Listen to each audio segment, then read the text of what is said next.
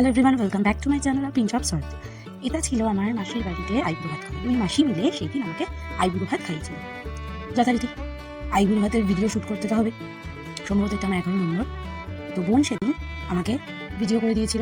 এটা বড় মাসি আইবুড়ো একটা খুব সুন্দর পিঙ্ক রঙের শাড়ি দিয়েছিল। শাড়ি পেয়ে আমি ভীষণ নাচানাচি করা শুরু করে দিয়েছিলাম। এটা হচ্ছে আমার মেসোমণি মানে হচ্ছে মেজো মেসোমণি, এটা মেজো মেসোমণিরই বাড়ি আর কি। তো মেসোমণি আশীর্বাদ করার পর মাসি আশীর্বাদ করলো। তার আগে একটা জিনিস হয়েছে, দুজন মিলে বলছিল না শাড়ি তুমি দাও, এই বলে না শাড়ি তুমি দাও।